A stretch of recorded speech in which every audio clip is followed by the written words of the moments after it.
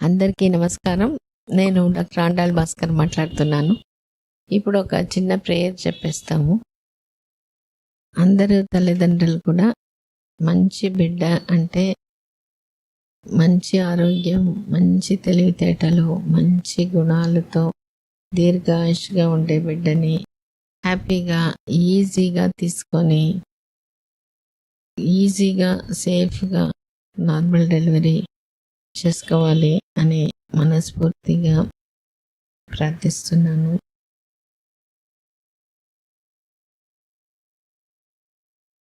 ఇప్పుడు మనం డెలివరీలో డెలివరీ అనేది ప్రతి ఒక్కళ్ళకి ఒక్కొక్క రకంగా ఉంటుంది. ఒకే తల్లికి కూడా ఒక్కొక్క ప్రెగ్నెన్సీ డిఫరెంట్‌గా ఉంటుంది. సో, మనతో తన జర్నీ గురించి షేర్ చేసుకునేదానికి హరిత వచ్చినారు. హరిత ఒక స్టోరీ అనేది మనకి చాలా ఒక ఇన్స్పిరేషన్, ఒక స్ఫూర్తినిచ్చేదానికి ఇచ్చినట్టు ఉంటుందన్నమాట. ఎందుకంటే ఫస్ట్ టైం తను బేబీలో ప్రాబ్లం వచ్చి అది తీయించుకోవాల్సి వచ్చింది. అట్లా ఆ మానసికంగా చాలా బాధ ఉండుంటుంది. మళ్ళీ ఇంకొక బిడ్డని, ఒక హెల్తీ బిడ్డని చేతిలో తీసుకునేంత వరకు చాలా అది ఒక రకమైన బాధ, ఒక రకమైన నరకం అని కూడా చెప్పొచ్చు. అట్లాంటి వాళ్ళని చూస్తున్నాం. కానీ హరిత మళ్ళీ బాగా ప్రిపేర్ అయ్యి, ఫిజికల్‌గా, మెంటల్‌గా ప్రిపేర్ అయ్యి, ప్రెగ్నెన్సీ జర్నీ స్మూత్‌గా చేసుకొని మంచి బిడ్డని ఈజీగా, సేఫ్‌గా డెలివరీ చేసుకోగలిగారు. ఇప్పుడు తను ఎట్లా ఆ బాధని, ఆ భయాన్ని, అపనమ్మకాన్ని మళ్ళీ అట్లనే వచ్చేస్తదేమో, ఈసారి ఎట్లా ఉంటదేమో, అటువంటి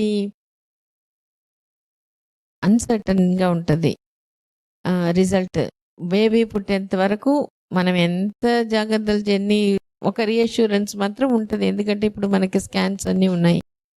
అయినప్పటికీ మనం బాధ ఎక్కువ పడేవాళ్ళు ఉన్నారు. ఇప్పుడు ఎందుకు ఈమె కేస్ పర్టిక్యులర్‌గా ఉపయోగంగా ఉంటది అంటే, ఒక్కసారి అబార్షన్ అయిన వాళ్ళని కూడా ఈ మధ్య చూస్తున్నాము. ఒక గ్రూప్ వాళ్ళు ఎట్లా అంటే, ఈసారి కూడా అట్లనే అయిపోతదేమో, అటువంటిది జాగ్రత్త తీసుకోవాలంటే ఎట్లా ఉంటున్నారు, నేను కూర్చుంటే ఏమైపోతుందో, నడుస్తే ఏమైపోతుందో, బాత్రూమ్ పోతే బ్లీడింగ్ అయిపోతుందేమో, ఈసారి హార్ట్ బీటింగ్ బాగుంది, నెక్స్ట్ పోయేంత వరకు ఇంకేమవుతుందో, ఈసారి బాగాలేకుండా పోతే ఎట్లా. సో ఇటువంటి నెగటివ్ ఆలోచనకి అలవాటైపోయి, అంటే వాళ్ళ బాధలు అట్లా ఉంటుంది, ఇట్లనే ఉండాలేమో, ఇట్లా టెన్షన్ పడడమే మనం తీసుకోవాల్సిన జాగ్రత్త, అట్లా బాధపడడమే మన బిడ్డ మీద మనకుండే ప్రేమ ఉంటుంది కాబట్టి మనం అది బాధపడతాం అనేది ఒక జస్టిఫై చేసుకుంటున్నారు. కానీ అట్లా బాధపడినప్పుడు, ఆ డౌట్ పడినప్పుడు మనం బాధతో పాటే రిజల్ట్ కూడా చాలా వరకు అంత స్మూత్‌గా ఉండట్లేదు. ఇంకోటి ఏంటంటే, ఒకవేళ ఉన్న ఆ స్ట్రెస్ ఆ బేబీ మీద కూడా పడుతుంది. ఇవి అన్నీ మనం దీనికి చాలా స్టడీస్ వచ్చినాయి, చాలా ప్రూవ్ చేసేస్తున్నారు. ఎందుకంటే ఆటిజం కానీ, ఏడిహెచ్‌డి ఎక్కువ అవుతుంది. దానికి mother stress, both parent stress ఇటువంటిది ఉంటుంది అనేది తెలిసినప్పటికీ, ముందు జాగ్రత్తగా ఎట్లా తల్లిని మానసికంగా, సంతోషంగా, ధైర్యంగా పెట్టుకోవడం, ఆ నిర్ణయం తీసుకోవడం, అటువంటిది ఖచ్చితంగా చేస్తేనే తల్లి స్ట్రాంగ్‌గా ఉండాలి. ఉన్నప్పుడే బిడ్డ మీద మనకు ప్రేమ ఉంది. కానీ ఆ ప్రేమకి పవర్ ఉండాలంటే మనం మెంటల్‌గా స్ట్రాంగ్ ఉండాలి. ఈసారి నేను మంచి బిడ్డగా తీసుకోవాలి. ఎందుకంటే నాకు కావాల్సింది అది. ఇట్లా అయిపోతుందో, అట్లా అయిపోతుందో అంటే అది గమ్యం కాదు. ఇప్పుడు మనం ఒక సినిమాకి పోవాలంటే సినిమాకి ఖచ్చితంగా పోవాలనుకో, నేను బయటికెళ్తున్నాను, వీలైతే పోతాను, ఇంకెక్కడ పోతాను అంటే మనం పోయి చేరుకోలేము. అట్లా దారిలో ఒక్కొక్కసారి ప్రాబ్లమ్స్ రావచ్చు. కానీ ఎన్ని ఉన్నా కూడా నేను ఈసారి మంచి బిడ్డగా ఖచ్చితంగా తీసుకోవాల్సిందే అటువంటి గట్టి సంకల్పం ఉండాలి. పక్కన సపోర్ట్ ఇవ్వాలి. పక్కన వాళ్ళు ఇచ్చిన సపోర్ట్‌ని ఈ పాప తీసుకోవాలి. అట్లా ఉన్నప్పుడే మళ్ళీ ప్రెగ్నెన్సీ స్మూత్‌గా ఉంటది. ఆమె బావుంటది. కొద్దిగా భయం ఉంటది. కానీ దట్ విల్ బి మేనేజబుల్ అనమాట. అందరి కంట్రోల్ ఉంటది. సో, అప్పుడు ఈజీగా జరిగిపోయి మంచి బిడ్డని ఖచ్చితంగా తీసుకోగలుగుతారు. సో, అందుకనే హరిత ఒక స్టోరీ, తన ఒక ప్రెగ్నెన్సీ ఈ జర్నీ అనేది చాలా ఉపయోగంగా ఉంటది. సో, మనసు పెట్టి వినండి. విన్నప్పుడు మనం ఎట్లా ఉన్నాము, ఆమె ఏ పరిస్థితిలో ఉండింది, ఏ పరిస్థితి నుంచి ఆమె పాజిటివ్‌గా మారింది, ఎట్లా హెల్ప్ తీసుకోగలిగింది, ఏం నిర్ణయం తీసుకోగలిగింది, ఇవి అన్నీ గమనించి ఇట్లా కావాల్సిన వాళ్ళు మనం ఎట్లా ఉన్నాము, మనం కూడా ఆమె మారగలిగింది, నేను కూడా మారగలుగుతాను. It is very much possible అనేది ఖచ్చితంగా వాళ్ళు నిర్ణయం తీసుకుంటే ఈజీగా మనం చేంజ్ అవ్వగలుగుతాము. సో, అందరిలో అటువంటి మార్పు రావాలి అని మనస్ఫూర్తిగా కోరుకుంటున్నాను. ఎందుకంటే మేము ఎన్ని చెప్పినా ఈ స్ట్రెస్ పడొద్దు, స్ట్రెస్ పడితే మనకి స్ట్రెస్ హార్మోన్ రిలీజ్ అయితే ప్రెగ్నెన్సీలో ఏదో ఒక ప్రాబ్లం వస్తుందని చెప్పినప్పుడు వాళ్ళకది తెలీదు. కానీ తన ఎక్స్‌పీరియన్స్ తనే చెప్పినప్పుడు అది మనకి తీసుకునేదానికి ఈజీగా ఉంటది. నేను పక్క నుంచి దానికి ఎక్స్‌ప్లనేషన్ చెప్తాననమాట. ఇప్పుడు హరిత తన ఒక స్టోరీ తను చెప్తారు. ఫస్ట్ టైం ప్రెగ్నెన్సీ నిలబడినప్పుడు వేరే హాస్పిటల్‌లో చేయించుకున్నాను మేడం. అక్కడ 6 మంత్స్ దాకా బాగుంది. ప్రతి నెల స్కాన్ చేసేవాళ్ళు, బ్లడ్ టెస్ట్ చేసేవాళ్ళు. బాగుంది అని చెప్తానే ఉండేవాళ్ళు. 6th మంత్లో పెద్ద స్కాన్‌కి రాశారు మేడం. అక్కడ ఆ స్కాన్‌లో బేబీకి హార్టు బాగలేదు, అబార్షన్ చేయించుకోవాలి అని చెప్పారు మేడం డాక్టరు. అవును సరే అని చెప్పి అలాగే అక్కడ అబార్షన్ చేయించుకున్నాం మేడం. అవును అక్కడ అబార్షన్ అయిపోయిన 1 ఇయర్‌కి ఇక్కడ శ్రీలక్ష్మి మేడం మెడిటేషన్ మేడం పలానా హాస్పిటల్లో చేయించుకోండి, బాగా ట్రీట్మెంట్ బాగుంటుంది అని మమ్మల్ని అదే బాగా చెప్పారు మేడం. ఆ మేడం ద్వారా ఇక్కడికి వచ్చాము. ఇట్లా ఫస్ట్ టైం ఇప్పుడు అనుకోకుండా, ఎందుకంటే మనం ఆ పెద్ద స్కానింగ్ తీసేంత వరకు మిగిలినదన్నీ బాగానే ఉంటుంది, గ్రోత్ అంతా.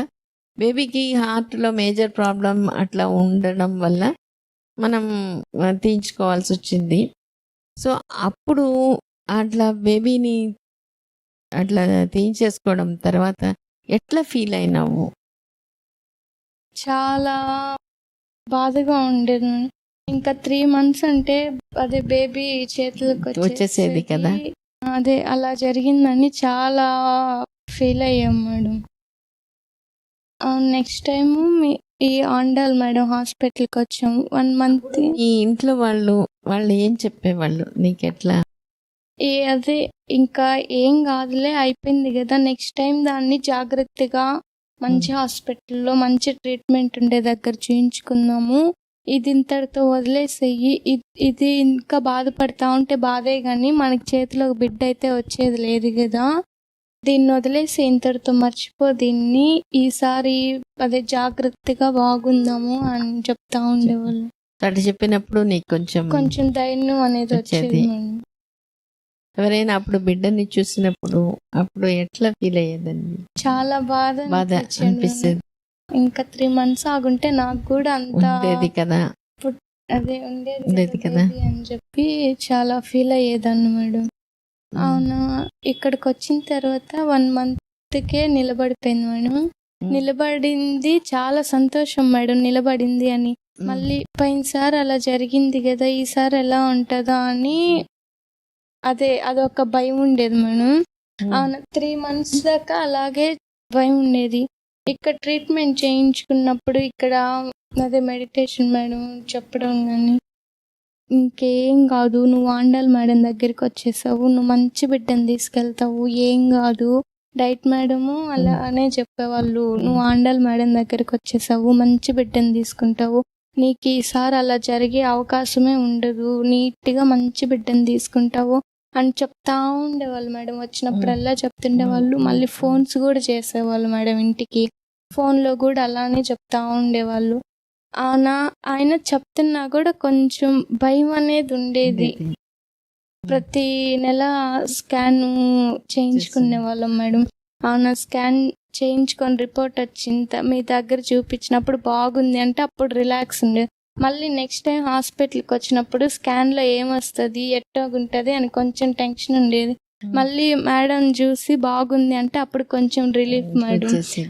అలాగుండేది. పెద్ద స్కాన్కి రాసిన దాకా అలాగే ఉండింది మేడం. పెద్ద స్కానింగ్కి రాశారు మేడం. ఆ రిపోర్ట్ తీసుకొని వచ్చి చూపించిన తర్వాత అదే ఇంక అసలుకి ప్రాబ్లమే లేదు, చక్కగా ఉంది అని చెప్పారు మేడం. మీరు అవసరం అయితే చెన్నైకి కూడా వెళ్ళి తీయించుకోవాలి స్కాను అని చెప్పారు. చెన్నై కంటే మనకు అంత తెలీదు, అదే మనకు తెలియదు కదా ఎలా చేయాలి అనుకుంటాం.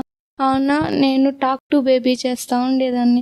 మేడం మనల్ని చెన్నైకి పంపించకూడదు, ఇక్కడే తీయించుకొని ఇక్కడే బాగుంది ఇంక ఇబ్బంది లేదు అని చెప్పాలి, నువ్వు అలాగుండాలి, అంతా హెల్తీగా ఉండాలి అని అదే బేబీకి చెప్తా ఉండేదాన్ని మేడం. అలానే జరిగింది మేడం.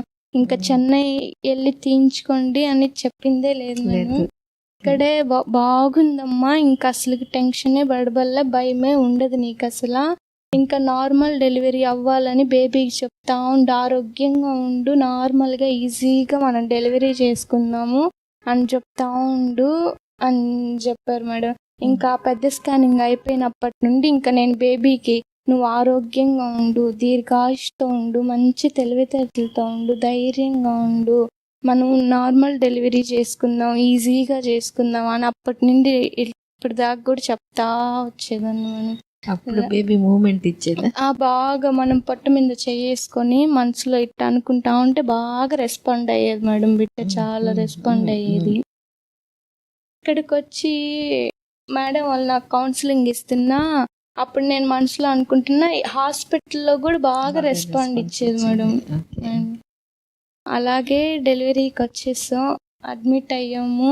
అసలు డెలివరీ అదే నార్మల్గా అయిన ఏ బిడ్డైనా బుట్టని, పాప బుట్టని, బాబు బుట్టని నార్మల్ అయితే చాలు అని బిడ్డతో చెప్తా ఉండేదాన్ని మేడం. నొప్పులు వస్తున్నా కూడా ప్రతి నొప్పికి నువ్వు కిందకి జారుతూ ఉండు అని చెప్తా ఉండేదాన్ని మేడం. అలానే అదే నార్మల్ డెలివరీ అయిపోయింది మేడం ఈజీగా. అసలు నార్మల్ డెలివరీ చేసుకున్నా అంటే చాలా ఆశ్చర్యంగా ఉంది. ఎట్లా కొంచెం నొప్పి అంటే నేనేమనుకున్నా, నొప్పులు వస్తేనే కదా బిడ్డ బయటకు వచ్చేది, పోయినసారి నొప్పి వస్తేనే కదా బిడ్డ బయటకు వచ్చింది అనుకుంటున్నా. ఇక్కడ నొప్పి రావడం ఆగడం ఇలాగ వస్తుంది. నాకు ఎప్పటికీ డెలివరీ అవుతుంది. నేను శుక్రవారం డెలివరీ చేసుకోవాలనుకున్నాను, నాకు ఇట్టాగొస్తా ఉండేసరికి ఇంక తెల్లారవుతుందో ఎప్పుడవుతుందో, మనం ఈరోజే నువ్వు బయటకు వచ్చేసాయి, శుక్రవారమే బయటకు వచ్చేసాయి, బాగా నొప్పులు వచ్చేసాయి, ఆగకుండా నొప్పులు వచ్చేసాయి అని మనసులో అనుకుంటా ఉన్నాను మేడం. కానీ ఆగతా వస్తున్నా కూడా నాకు నార్మల్ డెలివరీ చేసేస్తారు మేడం మీరు. అప్పుడు డెలివరీ అప్పుడు నీకు భయం అనిపించిందా? నాకు భయం అనిపించినా అదే నా దగ్గర ఇంతమంది మేడమ్స్ ఉన్నారు, సిస్టర్స్ అక్క వాళ్ళు ఇంతమంది ఉన్నారు, నాకు అదే ఏమన్నా ఇబ్బంది కలిగినా ఇదిగో అక్క నాకు ఇలా ఉందని చెప్పుకోవడానికి ధైర్యంగా ఉండేది మేడం.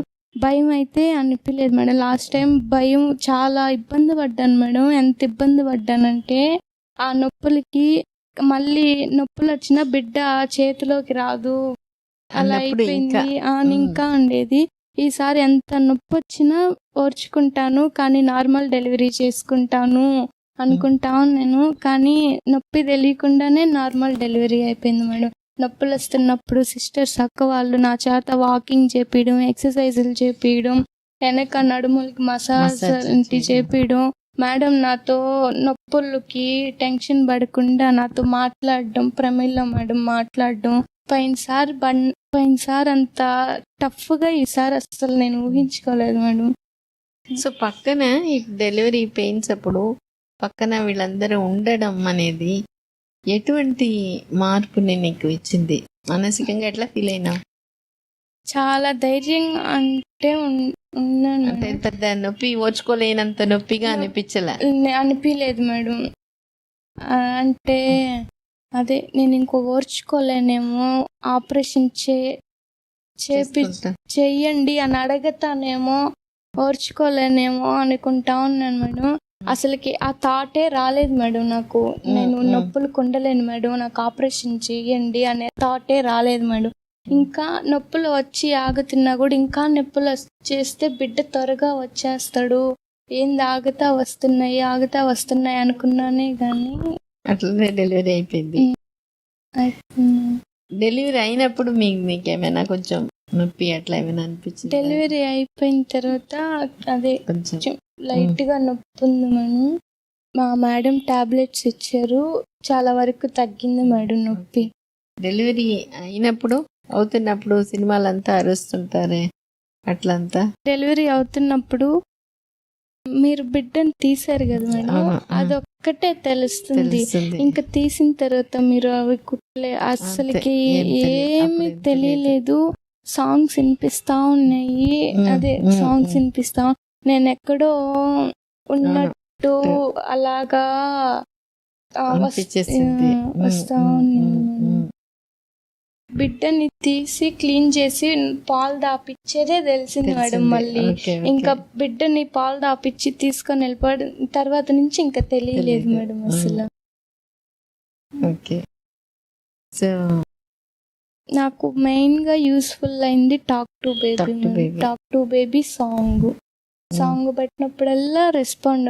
నిన్న కూడా నొప్పులు వస్తున్నప్పుడు మేడం సాంగ్ పెట్టారు, ఆ సాంగ్ వింటున్నా కూడా బిడ్డ రెస్పాండ్ అయ్యాడు. నొప్పుల మీద కూడా బిడ్డ బాగా రెస్పాండ్ అయ్యాడు మేడం.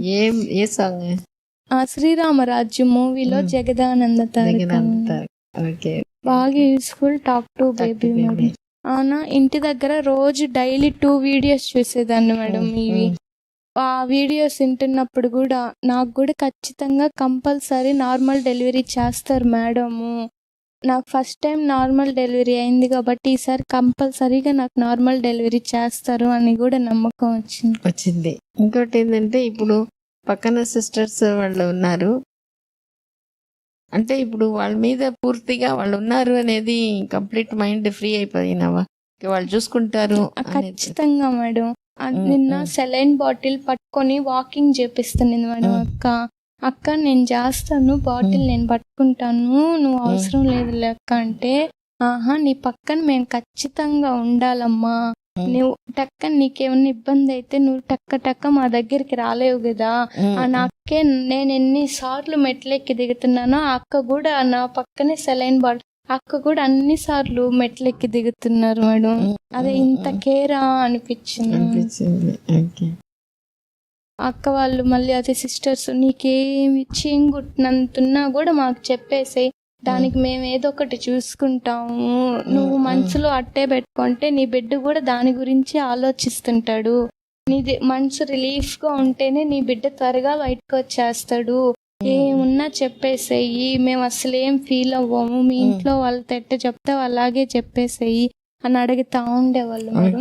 నేను కూడా నొప్పి వచ్చినప్పుడు అక్క నొప్పి వచ్చింది అక్క అని చెప్పేదాన్ని, నొప్పి అక్క ఇప్పుడు నొప్పలేదక్క అని చెప్పేదాన్ని.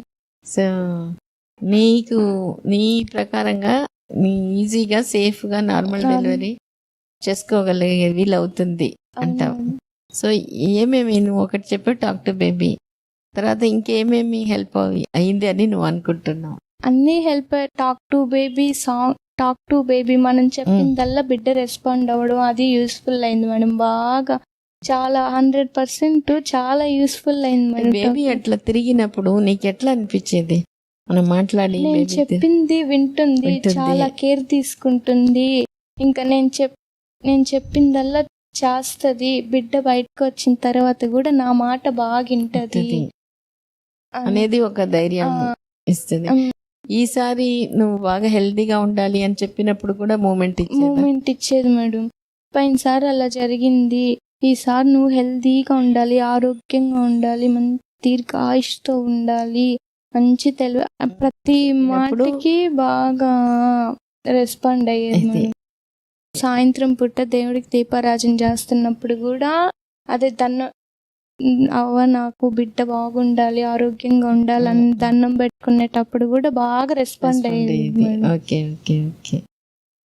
సో డాక్టర్ బేబీ హెల్ప్ చేసింది. ఇంకా డైట్ Diet. బాగా పలాంది తినాలి, పలాంది ఇంతవరకే తినాలి, అంత తినకూడదు అని. అది మెడిటేషన్ చాలా మైండ్ చాలా relief madam.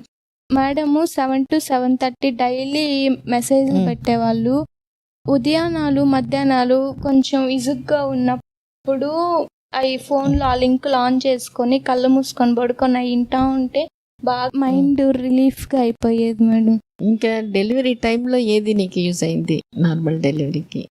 Talk to baby ఇంకా అయింది. ఇంకా అదే ఇంకా నాకు ఎట్టయినా నార్మల్ డెలివరీ మేడం చెప్పారు కదా, హాస్పిటల్కి వచ్చి ఇంకా మా మీద వదిలేసేయి నువ్వు అని చెప్పారు కదా అని నేను బిడ్డకి చెప్తూనే మళ్ళీ ప్లస్ ఇదొక ధైర్యం మేడం.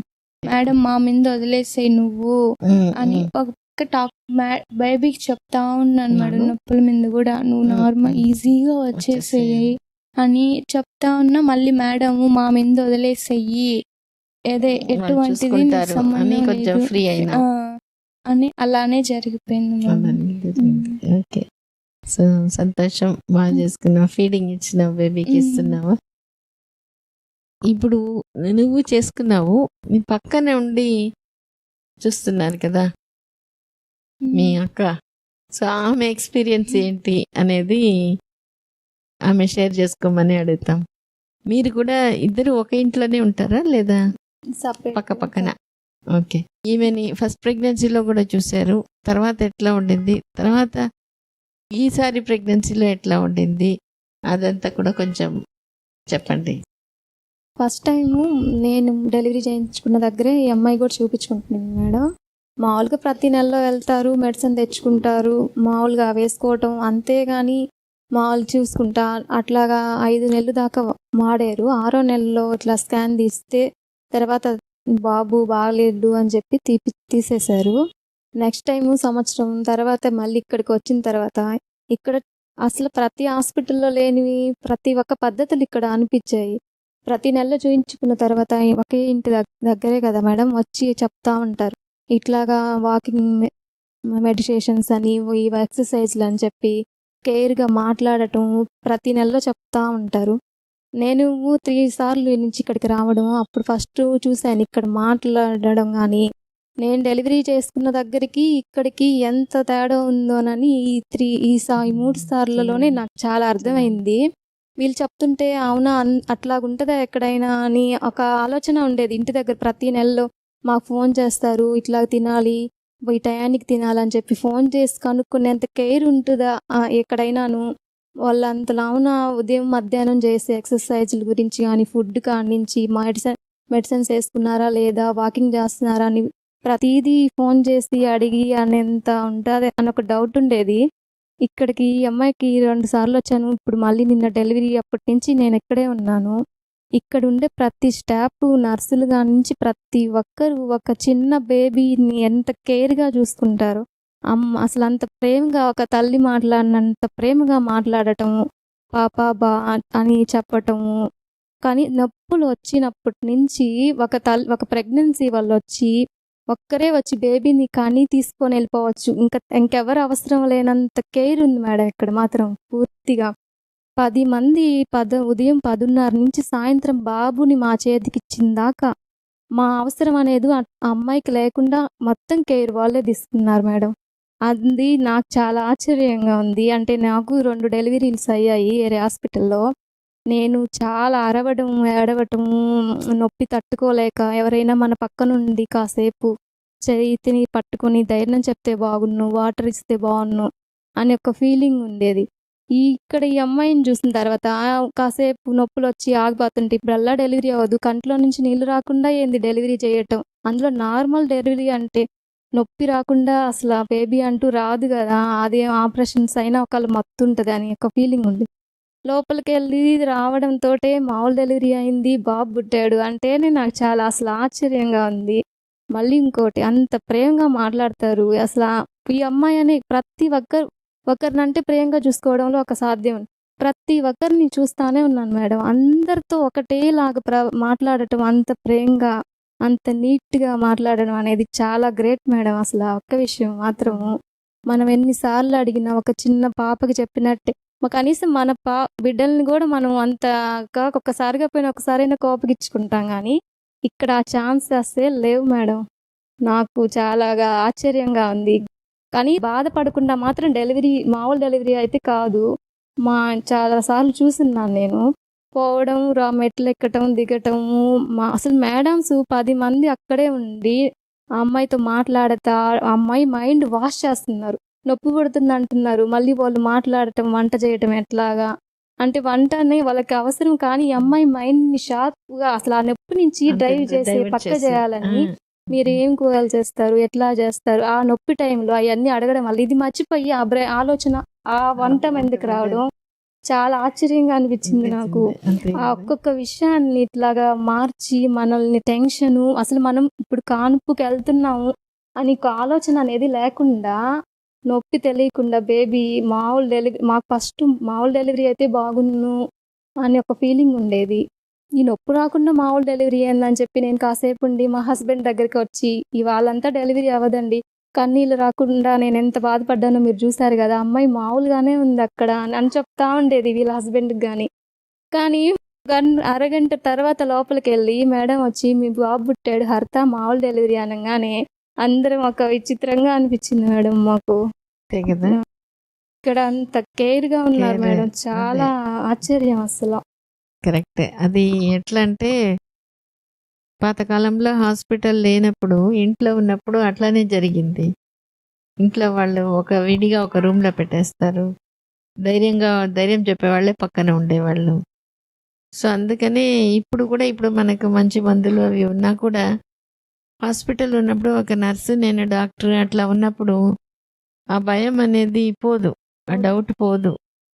వాళ్ళ ఇంటి వాళ్ళలాగా ఫ్రీగా ఉండగలిగినప్పుడే మనకి ఈజీగా పాతకాలంలో చెప్పేవాళ్ళు కదా! అట్లా ఇంటి పని చేస్తూ కనేసేది. అనేస్తారు. సో, అట్లా మనం కొంచెం చేయాలి అనేది ప్రయత్నం. దాంట్లో ఖచ్చితంగా మన స్టాఫ్ మనం ఎట్లా చెప్తున్నామో, మనం ఎట్లా ఉన్నామో అది అదే రకంగా ఉండడం అనేది దేవుడి దయ. కాబట్టి ఇది ఎందుకు ఇప్పుడు మీరు గమనిస్తున్నారు. చాలామంది ఎందుకంటే ఇది గమనించడం, చెప్పడం. ఇంకేందంటే సినిమాలో చూసినట్టు అట్లా అరవాల్సిన అవసరం లేదు. మన పక్కన ఒక ధైర్యంగా ఒకరు చేయబట్టుకొని మాట్లాడడం, అది చేసుకోవడం, అది చేసినప్పుడు మనం ఇవ్వాల్సిన ట్రీట్మెంట్ ఇస్తూ ఈజీగా సేఫ్‌గా చేసుకోవచ్చు అని చేస్తున్నాము. దీంట్లో అట్లా మా మీద వదిలిపెట్టిన వాళ్ళకి ఈజీగా, సేఫ్‌గా అవుతుంది. కొంతమంది మనం ఎంత చెప్పినా వాళ్ళు భయమే. బయట వాళ్ళు చెప్పడం, సినిమా చూడడం అదే ఉంటది. అందుకనే నేనేం చెప్తాను, నీ డౌట్, బాధ, భయం ఈ మూడిటిని ప్రెగ్నెన్సీలో అడిగి దాని గురించి మాట్లాడి, దాని గురించి ఒక క్లారిటీ తెచ్చుకొని దాన్ని వదిలేసేయి. డెలివరీ అప్పుడు కూడా చిన్న డౌట్స్ ఏమైనా ఉన్నా చెప్పేసేయి. ఎందుకంటే అది చెప్పంగా ఒక్కొక్కసారి మనకి డౌట్ వస్తది. కానీ వీళ్ళు అడిగితే ఏమనుకుంటారో, అట్లంతా పెట్టుకుంటే ఆడ ద్వారం ఓపెన్ అవ్వదు. ఒక్కొక్కసారి నొప్పులు వస్తుంటది, ఆడ ప్రోగ్రెస్ రాదు. సో, అందువల్ల ఏం చెప్తామంటే ఇదే చెప్తాం. నీ డౌట్ ఏమైనా ఉంటే అడిగి క్లియర్ చేసుకో. మా మీద వదిలిపెట్టేసేయి. ఎందుకంటే మాకిది బాగా తెలుసు.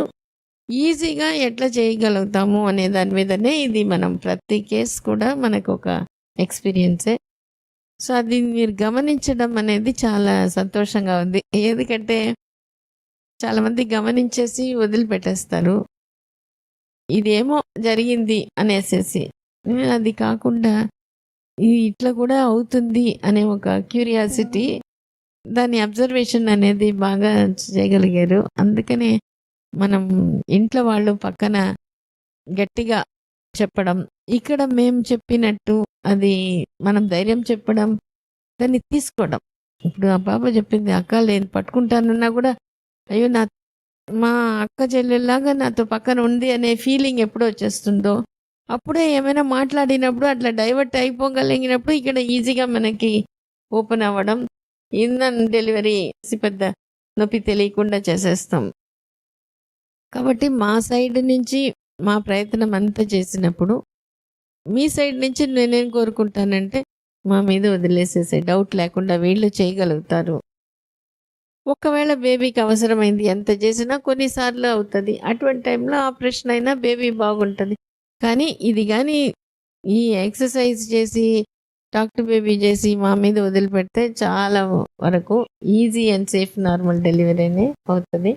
దానికి మీ ఎగ్జాంపుల్ కూడా ఇదయింది అనేది చాలా సంతోషం. ఇప్పుడు కూడా టాక్ టు బేబీ బాగా చేయి. బేబీతో కళ్ళు చూసి మాట్లాడు. బేబీకి చెప్పేసేయి నైట్ బాగా నిద్రపోవాలి, ఫీడింగ్ బాగా తీసుకోవాలి అనేది చెప్తూ డే టైం బాగా మేల్కొని అన్నీ చూసుకోవాలి, అందరి దగ్గర పోవాలి, ఎప్పుడూ నవ్వుతూ ఉండాలి. ఇటువంటిది మనం చెప్తూనే ఉన్నాం అనుకో, బేబీ అదే అలవాటు అయిపోతుంది. మనకు పెంచడం ఈజీగా ఉంటుంది.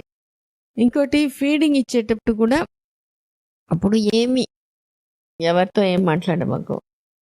ఫీడింగ్ ఇచ్చే ముందు ఏదైనా కొంచెం తినడమో తాగడమో చేసేసి బేబీతో ఆ సాంగ్ అయినా వేసేసే, బేబీతో మనసులో మాట్లాడుతూ అట్లా అప్పుడు బేబీ ఇష్టంగా ఫీడింగ్ తీసుకునేటప్పుడు బేబీ కూడా బాగా హెల్తీగా బాగుంటుంది. సో అట్లా చేసుకోండి. మాట్లాడండి, పక్కన ఉండేవాళ్ళు కూడా బేబీతో మాట్లాడండి. ఇప్పటి నుంచి మాట్లాడడం తర్వాత కొంచెం కొంచెం బిడ్డ అంత త్వరగా వస్తుంది. చేసే కొద్దీ మనకి మాటలు కూడా వచ్చేస్తుంది. అందుకని బేబీతో మనం ఏమైనా చెప్పినా అవునా కదా ఏంటి అని చెప్పినప్పుడు వాళ్ళు రెస్పాన్స్ అవుతారు.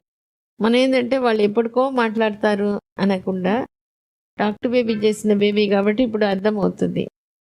సో బేబీ రెస్పాన్స్ కూడా వచ్చేటట్టు మనం కంటిన్యూ చేసినాం అనుకో, టాక్ టు బేబీ చాలా ఈజీగా మాటలు వస్తుంది, స్పష్టంగా వస్తుంది.